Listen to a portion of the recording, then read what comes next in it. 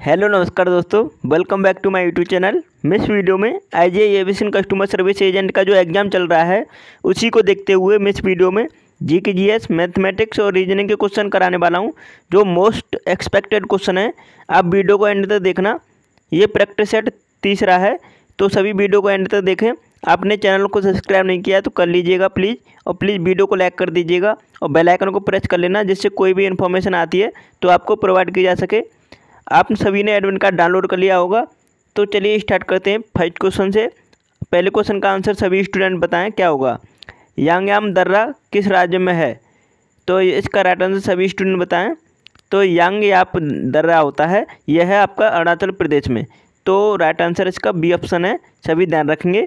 कहाँ पर है? अरुणाचल प्रदेश में यांगयाप दर्रा, तो ध्यान रखेंगे बी ऑप्शन इसका राइट आंसर है।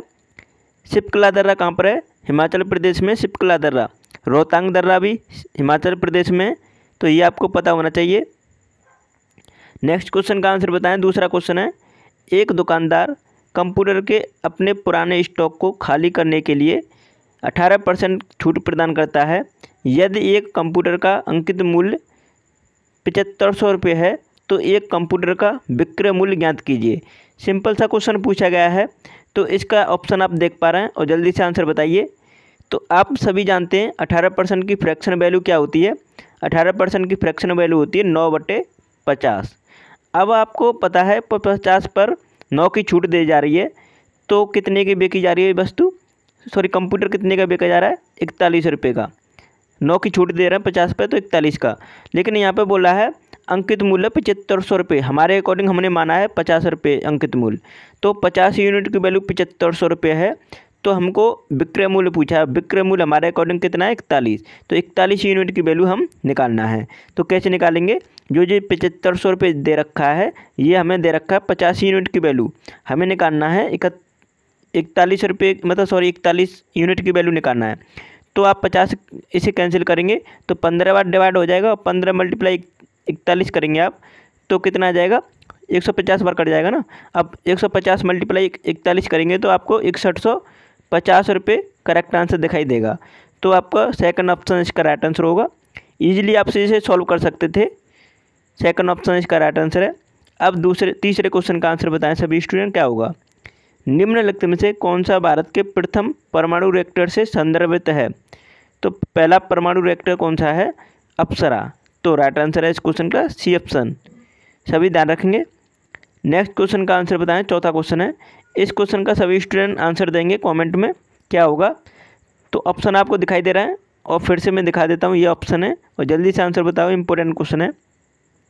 किसी छात्र को यह परीक्षा में उत्तीर्ण होने के लिए 60% अंक प्राप्त करने होते हैं।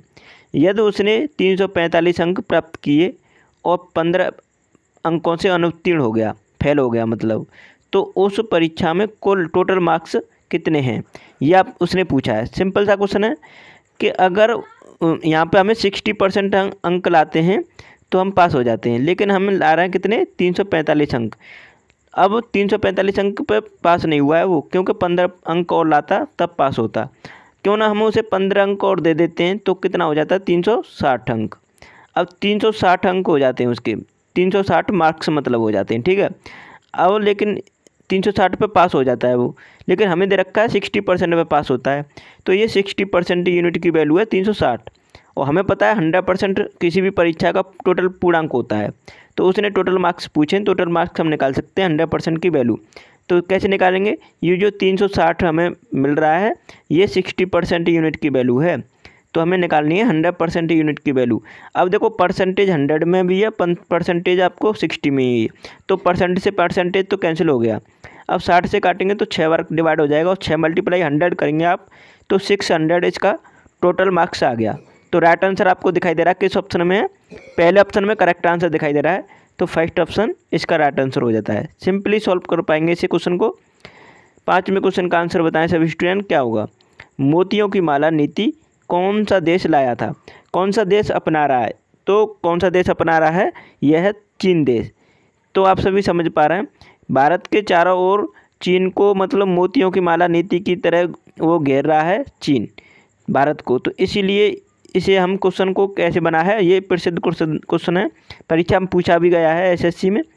तो ये डी ऑप्शन इसका राइट आंसर है।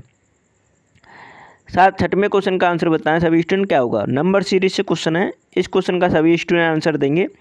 क्या दे रखा है, which of the following numbers will replace the question marks in the given series. तो आपको दी गई सीरीज में क्वेश्चन मार्क्स को रिप्लेस करना है, किस नंबर से रिप्लेस होगा, राइट आंसर बताएंगे सभी। तो आप देखेंगे इसमें 8 और 12 में कितना डिफरेंस है, 4 का। 12 और 21 में कितने का डिफरेंस है, आपको दिखाई दे रहा है 9 का।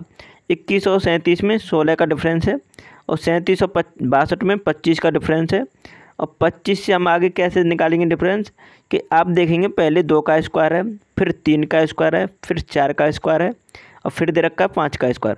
तो बढ़ते हुए स्क्वायर में है, तो यहाँ पे अगला स्क्वायर आएगा 6 का स्क्वायर, और 6 का स्क्वायर कितना होता है 36। अब 36 आप 36 आप ऐड करते हैं 62 में, तो कितना हो जाता है 98। तो 98 इसका करेक्ट आंसर है। ईजिली आप सॉल्व कर सकते थे इस तरीके से, तो थर्ड ऑप्शन इसका करेक्ट आंसर है। अब नेक्स्ट क्वेश्चन का आंसर बताएं सभी स्टूडेंट क्या होगा। भारतीय अंतरिक्ष कार्यक्रम का जनक किसे कहा जाता है। तो भारतीय अंतरिक्ष कार्यक्रम के जनक हैं विक्रम साराभाई। तो राइट आंसर क्या है, बी ऑप्शन करेक्ट आंसर है इस क्वेश्चन का, सभी ध्यान रखेंगे। 8वें क्वेश्चन का आंसर बताओ सभी स्टूडेंट क्या होगा। तो ऑप्शन आपको दिखा देता हूँ, ऑप्शन ये है, थोड़ा लेंदी दिख रहा है आपको क्वेश्चन, लेकिन सिंपल सा क्वेश्चन है, कैसे करेंगे तो जल्दी से आंसर बताएंगे। एक खुदरा विक्रेता इस्तेमाल किया हुआ लैपटॉप को 22,500 रुपये में खरीदता है, जिसकी मरम्मत पर वह 1,500 रुपये खर्च करता है। वह लैपटॉप को 30,000 रुपये में बेचता है। खुदरा विक्रेता को हुआ प्रतिशत लाभ ज्ञात कीजिए।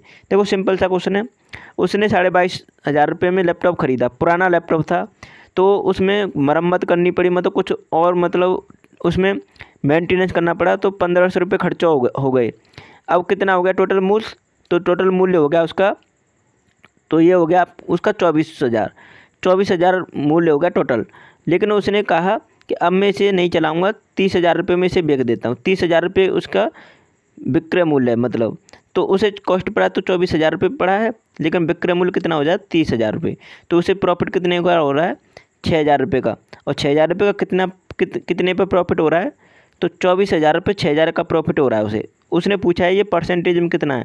तो परसेंटेज में 6,000 रुपये कितना है, तो इसे आप देखेंगे तो 25% है। 6 चौक 24 और 4 से डिवाइड करेंगे 100 को, तो 25% का प्रॉफिट हो रहा है उसे। तो फोर्थ ऑप्शन में करेक्ट आंसर। इस तरह आप इजीली सॉल्व कर सकते हैं इस क्वेश्चन को। 9वें क्वेश्चन का आंसर बताएं। यूनेस्को का मुख्यालय कहाँ स्थित है। इंपोर्टेंट क्वेश्चन है।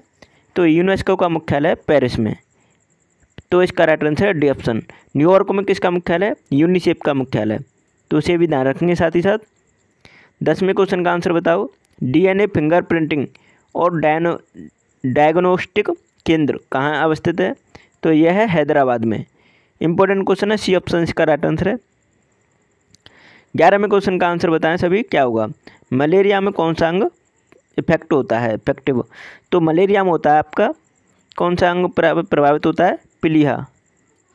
तो राइट आंसर है इसका डी ऑप्शन इसका राइट आंसर है। नेक्स्ट क्वेश्चन का आंसर बताएंगे। 12वां क्वेश्चन है। जोग या गढ़सोप्पा जलप्रपात किस नदी पर है। तो यह है आपका शरावती नदी पर, जो कि कर्नाटक राज्य में है। तो बी ऑप्शन इसका करेक्ट आंसर है, ध्यान रखेंगे। 13वें क्वेश्चन का आंसर बताएं सभी। इंपॉर्टेंट क्वेश्चन है। सूचना का अधिकार RTI कहते हैं जिसे, राइट टू एक्ट। तो इसे अधिनियम किस वर्ष लागू हुआ था। तो सूचना का अधिकार अधिनियम कब, RTI कब लागू हुआ था। तो ये हुआ था वर्ष 2005 में। तो करेक्ट आंसर है बी ऑप्शन इस क्वेश्चन का, सभी ध्यान रखेंगे।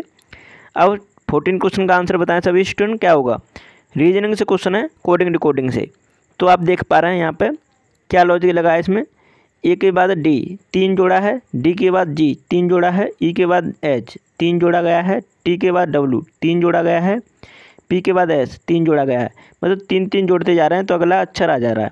उसी प्रकार देखेंगे 3 जोड़ के जे आ रहा है, बी में 3 जोड़ेंगे तो बाई आएगा, एम में 3 जोड़ेंगे पी आएगा, एन में 3 जोड़ेंगे क्यू आएगा। अब उसी प्रकार हम यहाँ पे निकालेंगे इसका कोड। तो डी में 3 जोड़ेंगे तो जी आएगा, टी में 3 जोड़ेंगे तो डब्ल्यू आएगा, पी में 3 जोड़ेंगे तो क्या आएगा, एस आएगा। तो GWS से कौन सा स्टार्ट है ऑप्शन, सेकंड ऑप्शन। तो राइट आंसर हमारा सेकंड ऑप्शन हो जाता है। अब आगे आप पूरा सॉल्व नहीं करेंगे क्वेश्चन को, क्योंकि इतना टाइम नहीं रहता है। आप सभी को पता है टोटल क्वेश्चन है 100, अब उसे करने में आपको 1.5 घंटे का टाइम दिया जा रहा है। तो आपके पास इतना टाइम नहीं है कि आप प्रत्येक क्वेश्चन को पूरा लेंदी तरीके से करते रहें। आपको बहुत ही फास्ट तरीके से शॉर्ट ट्रिक में करना है, शॉर्ट तरीके से, ठीक है।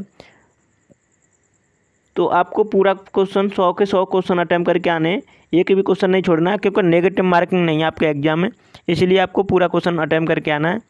अगर आपने अभी तक हमारा चैनल सब्सक्राइब नहीं किया है तो प्लीज़ कर लीजिएगा और बेल आइकन को प्रेस कर लीजिएगा, जिससे कोई भी इन्फॉर्मेशन आती है तो आपको प्रोवाइड की जा सके। और प्लीज़ वीडियो को लाइक कर दें, शेयर कर दें। और आपने हमारी सभी वीडियो नहीं देखी अब तक तो इसका लिंक आपको मैंने इसी वीडियो को डिस्क्रिप्शन में दे दिया है, आप ज़रूर देखिएगा उन्हें एग्जाम से पहले। Thanks for watching my video.